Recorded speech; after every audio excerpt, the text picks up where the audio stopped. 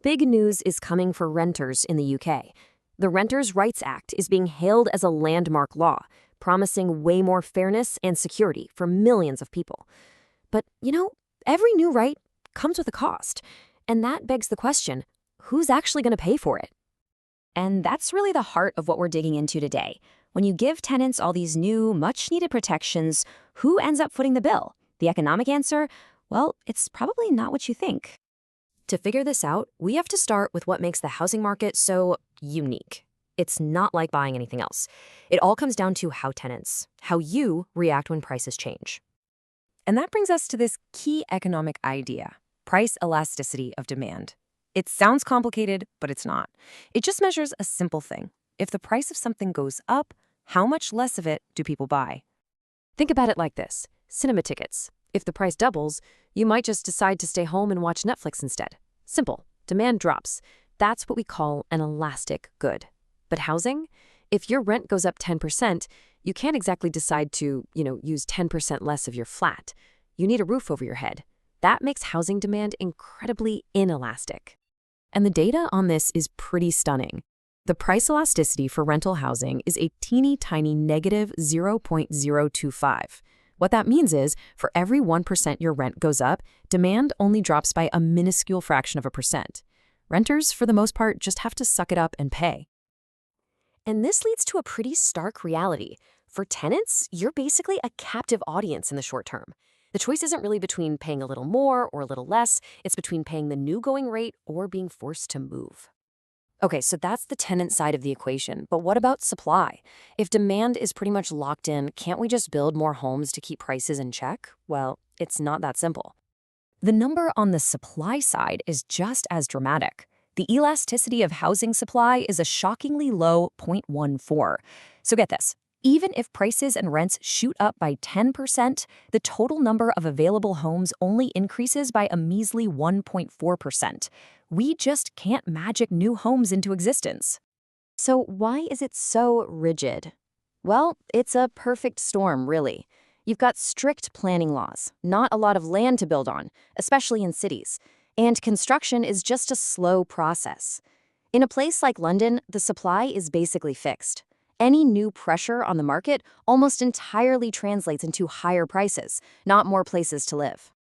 All right, so let's recap. We've got tenants who can't really say no to price rises, and a supply of homes that can't really grow. Now, into this very tight market, let's introduce the new costs from the Renters' Rights Act. Because these rights, as important as they aren't free. One of the biggest parts of the act is getting rid of those no-fault evictions. Now, for a landlord, this isn't just a rule change, it's a whole new financial risk. If they have a problem tenant, evicting them could now cost a fortune, up to 20 grand in legal fees and lost rent. All this uncertainty creates what economists call a risk premium that landlords are going to want to cover. And then there's the upgrade bill.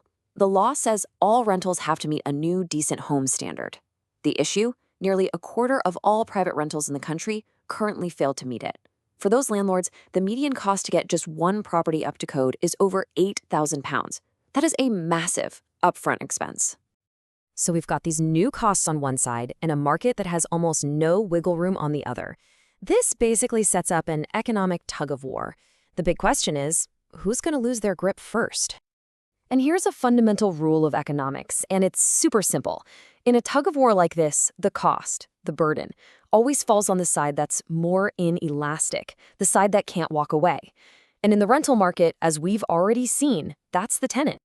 But there is a limit, right? There's an affordability ceiling. You can see it here. In London, tenants are already spending over 41% of their income on rent. There's not much room for that to go up. But look at the Northeast. It's under 20%. Landlords there have a lot more headroom to pass on these new costs. And this table really breaks down exactly how those costs get passed on. You see the small fixed fees? Landlords can pass on pretty much all of that. Those big upgrade costs are more of a split. But look at the risk premium and potential legal costs. The analysis shows tenants will end up carrying most of that burden. So when you add it all up, what's the bottom line? Well, the analysis forecasts a pretty clear result.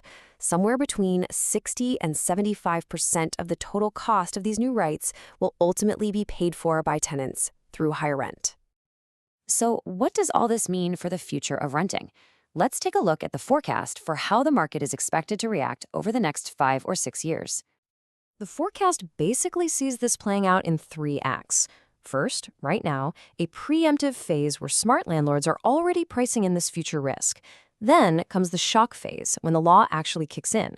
We'll likely see a wave of landlords selling up, which shrinks the rental supply even more. And finally, the market stabilizes, but at a new, much higher baseline for rent, maybe 15 to 20% higher than it is today. And this right here, this is the most powerful force in this whole story. It's not just about landlords tacking a few quid onto your rent. The real driver is landlords leaving the market entirely. If 93,000 landlords sell up in 2025 alone, as is predicted, the pool of available rentals shrinks. That makes every remaining property that much more valuable, and it gives the landlords who stay even more power to set the price. Which leaves us with this final, really challenging thought. The Renters' Rights Act is going to deliver more security for tenants, and that is a massive step forward.